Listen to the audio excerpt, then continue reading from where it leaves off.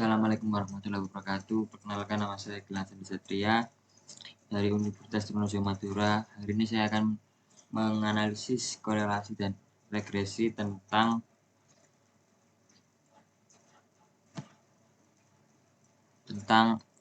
hubungan antara konsumsi energi dan konsumsi protein masyarakat Indonesia berdasarkan wilayah provinsi tahun 2024. Langsung saja, ini datanya, yaitu ada sebanyak 25 data dari setiap provinsi, banyak 25. Lalu kita pindahkan ke SPSS. Yang pertama kita uji korelasi dulu seperti ini, ke analyze, lalu pilih ke correlate, lalu pilih ke yang bivariate, dan nanti pilih OK. Lalu setelah itu akan muncul hasilnya seperti ini. Kemudian kita akan menginterpretasikan hasilnya seperti ini, yaitu interpretasi hasilnya seperti R-nya itu sebesar 0,751. Ini menunjukkan hubungan yang kuat dan positif antara konsumsi energi dan konsumsi protein. Artinya yaitu semakin tinggi konsumsi energi, maka cenderung semakin tinggi juga konsumsi proteinnya per kapita. Ini untuk skala interpretasinya, yaitu jika 0,00 sampai 0,1 sampai 9 itu sangat lemah. Nah, di sini kan 751 yaitu menunjukkan kuat. Lalu ada signifikansi. Nilai signifikansi sigtutelnya itu 0,000 karena P kurang dari 0,01 bahkan 0,05, maka hasilnya signifikansi secara statistik. Artinya kemungkinan bahwa hubungannya terjadi secara kebetulan sangat kecil.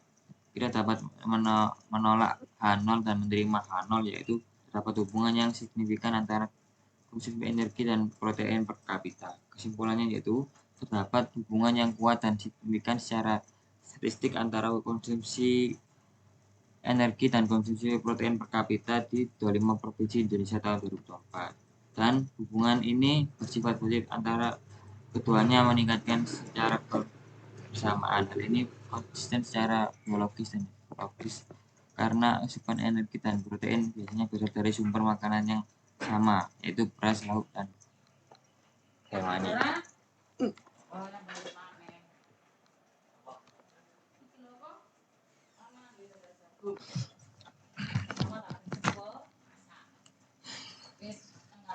Selanjutnya yaitu analisis regresi linear sederhana.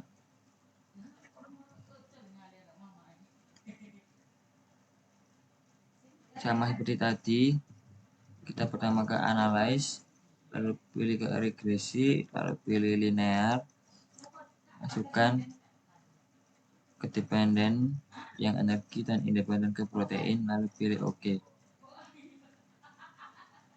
Lalu kemudian kita ke output dan akhirnya seperti ini. Lalu kita ke interpretasi hasilnya untuk regresi linear sederhananya yang menunjukkan hubungan antara X dan Y kuat dan positif.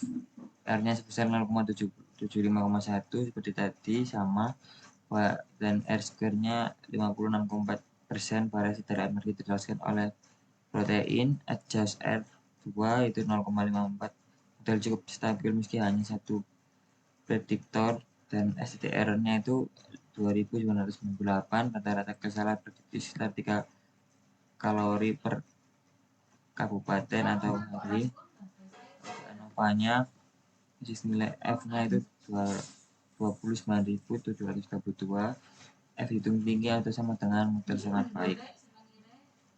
Signifikansi 0,000 atau kurang dari 0,05 atau model signifikansi statistik.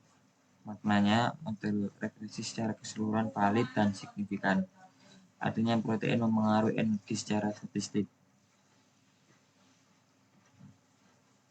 Lalu tabel koefisien Koefisien B signifikan interpretasi konstanta 16.558, signifikansi 0,09, energi saat protein sama dengan 0 atau tidak terlalu penting praktisnya. Protein B 0,074 dengan signifikansi 0,000, setiap 1 gram protein menambah 0,74 kalori energi signifikansi. Persamaan regresi yaitu energi sama dengan 16.558 tambah 0,74 kali protein. Interpretasi modelnya ada hubungan positif dan signifikan antara konsumsi protein dan energi.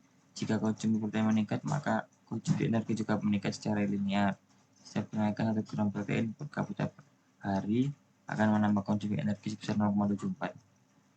Hubungan ini kuat, R sama dengan 0,751.